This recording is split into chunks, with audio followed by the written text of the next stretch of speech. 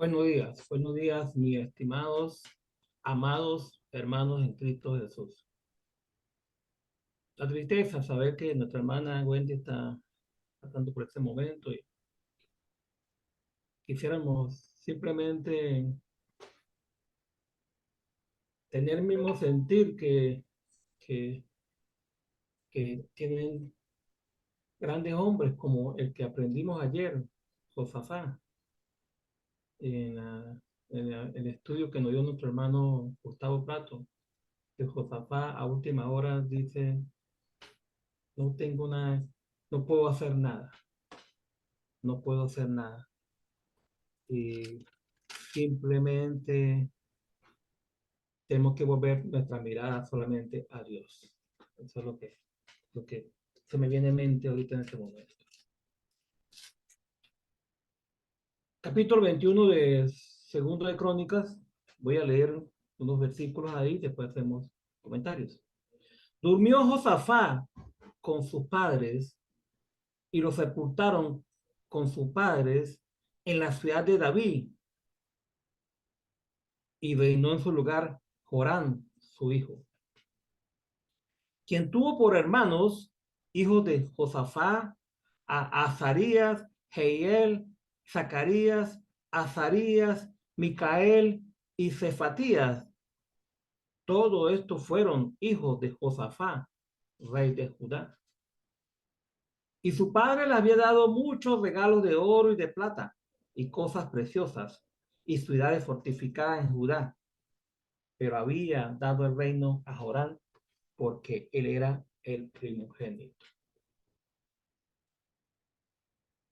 Metas, propósitos en este año, personalmente he querido hacer, mejorar lo que hice el año pasado, pero una de las cosas es leer más la palabra de Dios y meditarla y estudiarla, y empezando con Génesis y con el libro de Mateo.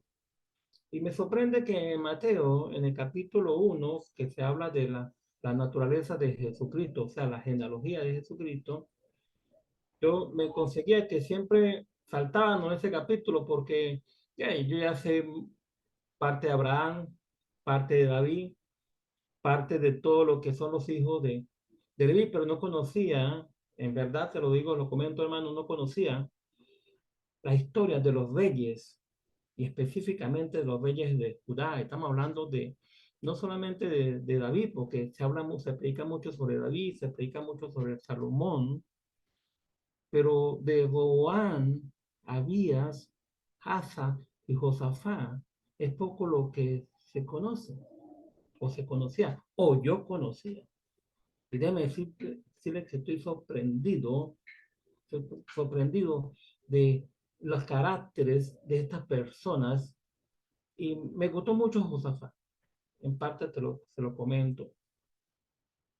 Me, me relaciono mucho con él, ¿ok? Porque a veces debemos de comportarnos como él al decir, no sé qué puedo hacer, y, y simplemente inclinarnos a que Dios sea el que nos ayuda. Josafá, me gustó mucho. Le dije a Alberto que cantara la canción esta, La ley de Jehová es perfecta, porque la ley de Jehová convierte el alma. Solo mandamiento de Dios lo que convierten al alma. Cuando habla de convertir, es convertirse, ¿no? En un obediente a las cosas de Dios. Decía yo los hermanos allá en Peribeca el domingo que eso está en el Salmo 19, en el versículo 7.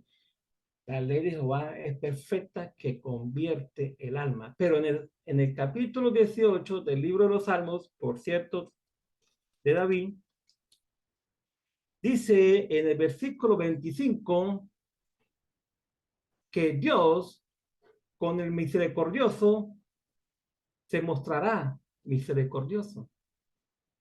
Y Dios con el hombre íntegro se mostrará recto. Dios se mostrará limpio con el que es limpio, o sea, puro, pero dice que Dios se va a mostrar severo con el que es perverso. En la versión nueva traducción viviente dice que Dios se mostrará astuto con el que quiere, con el engañador. ¿Y por qué digo esto? Porque nos conseguimos en este pasaje, en el capítulo 21, con el hijo Josafá, que es el hombre quizás más perverso que se conoce en la Biblia, de la descendencia del rey David. Hasta es tan perverso este hombre que el cronista no invita a nadie a leer. Si alguien está interesado en conocer a alguien de Jorán, vaya a la historia o las crónicas de los libros tal. No, no hace mención de eso. Por su perversidad. Porque Josafá fue un buen padre.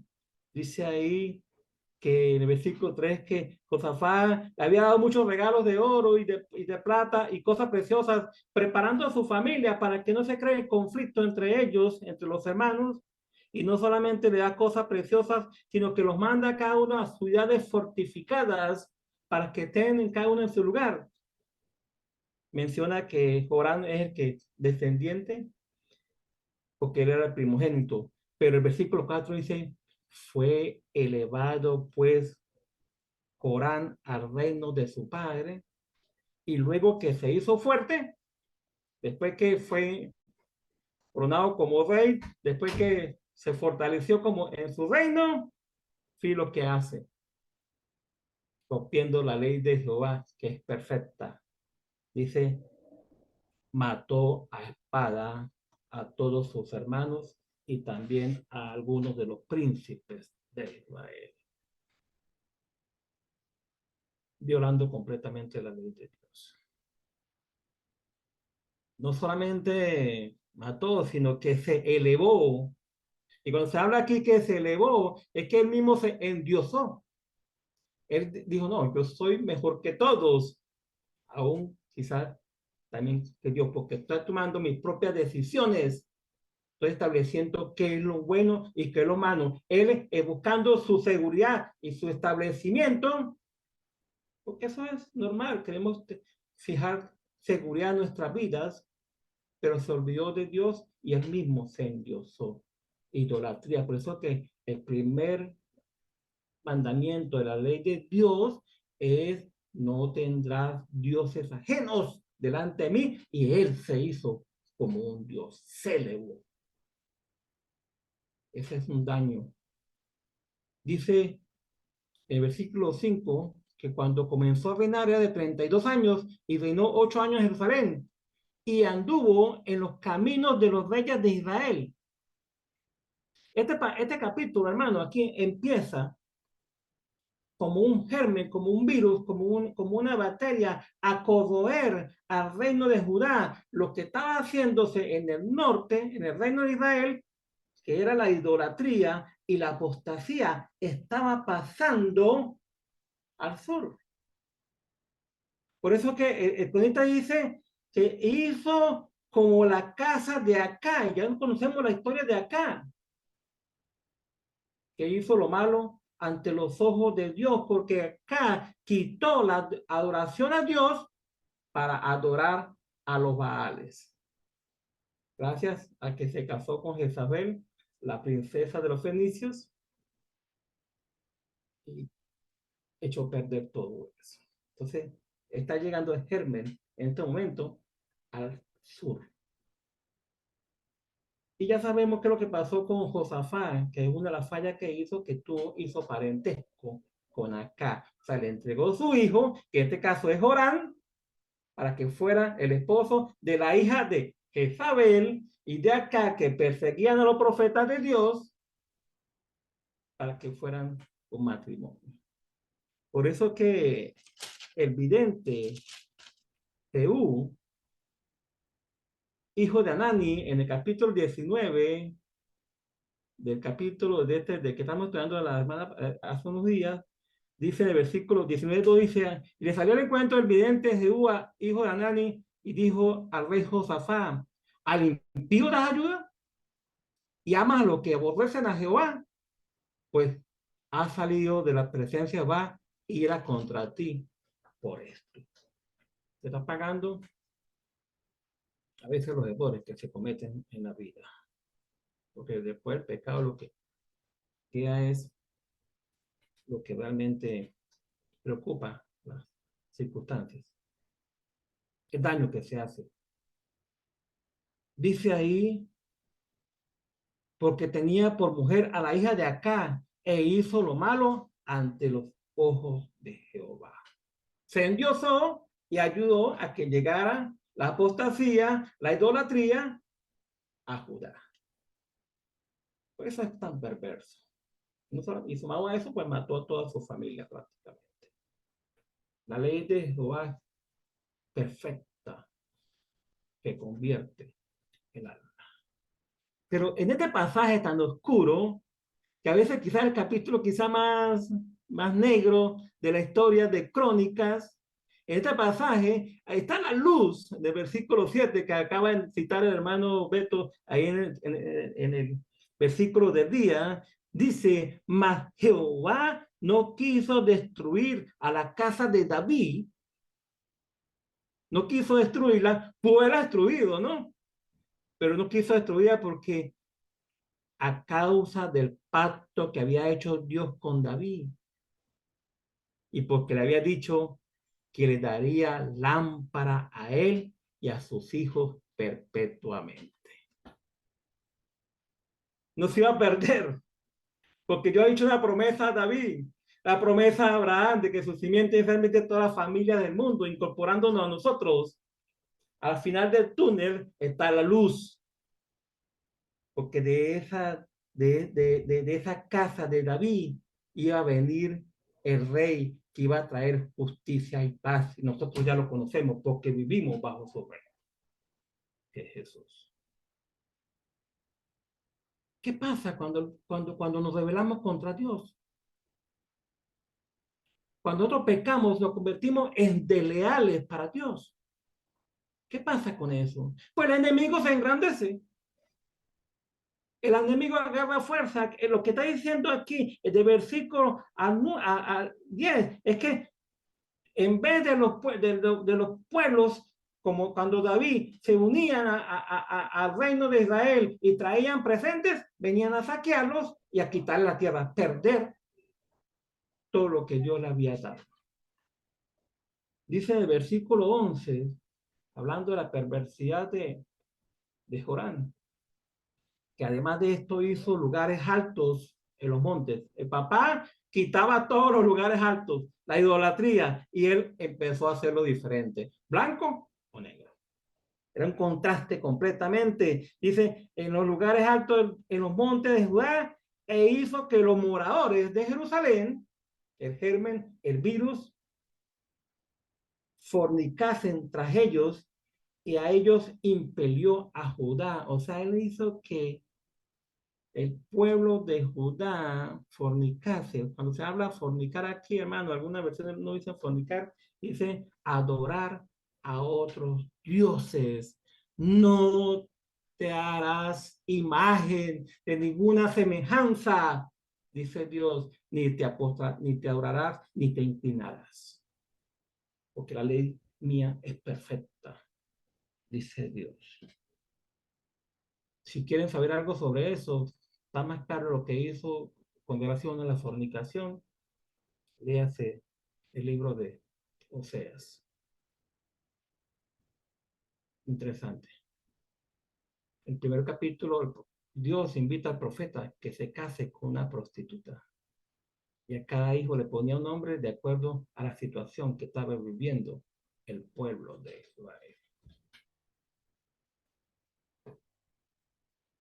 ¿Qué hace Dios? Dios en su misericordia, parece mentira, Dios en su misericordia todavía le envía a Jorán, porque acuérdate que Josafat cuando estaba en el atrio nuevo pidiendo una oración a Dios y pidiendo respuesta, Dios da el espíritu a un levita que está por ahí entre todos, y el levita le da palabra de profecía al pueblo de Israel, pero en este momento Dios va a utilizar el mejor de los profetas, Elías, el hombre que mató a 450 sacerdotes de Baal, el hombre que le dijo acá en 3 años y medio no va a llover y se cumplió, el hombre que fue alimentado por cuervos, pan y carne le llevaban en el arroyo, el hombre que escogió a un tremendo profeta como Eliseo, pero el hombre que no probó muerte, porque Dios lo llevó al cielo en un carro de fuego, pero unos siglos después, el Elías que se presentó conjuntamente con Moisés en el momento en que Jesús mostró su gloria en el día de su transfiguración. Pero Elías no quiso ir, porque no quiso, sino que le mandó una carta. Es una canción de Rafael que dice, Rafael de España, Nieto, Concesión Nieto, a veces llegan cartas con sabor amargo, con sabor a lágrimas. Estamos leyendo esta carta que le manda Elías. Dice, dice, le llegó versículo 12, llegó una carta del profeta Elías que decía, Jehová, Dios de David, tu padre, ha dicho así, por cuanto no has andado en los caminos de Josafá, tu padre, ni en los caminos de Asa, rey de Judá, de su abuelo, sino que has andado en el camino de los reyes de Israel, acá hay compañía, y has hecho que fornicase Judá, que adoren a otros dioses, los moradores de Jerusalén, como fornicó la casa de acá, y además de haber dado muerte a tus hermanos, a la familia de tu padre, los cuales eran mejores que tú, he aquí Jehová herirá tu pueblo de una gran plaga, y tus hijos, y a tus mujeres, y a todo cuanto tiene.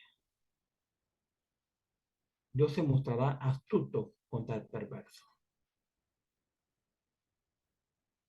Y a ti con muchas enfermedades, con enfermedades de tus intestinos, hasta que te salgan a causa de tu persistente enfermedad. Eso es lo que termina el reinado de plagas. Es como si se hubiera regresado el tiempo, como si él volviera al futuro, regresar al tiempo cuando Dios mandó plaga a Egipto. Dios le está mandando plaga a su pueblo Israel por fornicar, por adorar a otros dioses. Gracias a este rey tan perverso llamado Joram. Dice el versículo 19, y aconteció que al pasar muchos días, al fin, al cabo de 2 años, los intestinos se le salieron por la enfermedad, muriendo así de enfermedad muy penosa, y no encendieron fuego en su honor, como lo habían hecho con sus padres. O sea, murió solo. No había quien le cargara su urna.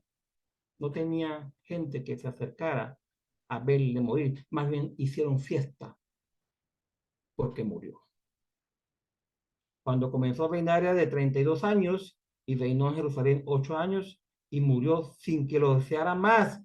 Y lo sepultaron en la ciudad de David, pero no en los sepulcros de los reyes. O sea, no lo sepultaron ni con Josafá, ni con Asa, ni con Abías, ni con Harán, ni con Salomón, ni con David. ¿Cómo termina este hombre? Despertó interés del pueblo Judá en la idolatría a otros dioses. Eso se lo adelantó Moisés al pueblo de Israel antes que entrara en la tierra prometida. Cuando estudiamos Deuteronomio en el capítulo 30, y con esto termino, hermanos, porque Dios en sus cartas le dice al pueblo qué es lo que tiene que hacer y qué es lo que no tiene que hacer. Dice que el todo el hebreo dice que Dios habló de muchas maneras a los hombres en los otros días, pero que hoy en día no habla por su Hijo, a quien constituyó heredero y por quien asimismo hizo el universo. Pero Moisés, antes que entraran a la tierra prometida, les dice a su pueblo qué es lo que tiene que hacer. Dice capítulo 30, versículo 16 del versículo de Deuteronomio, y con eso termino.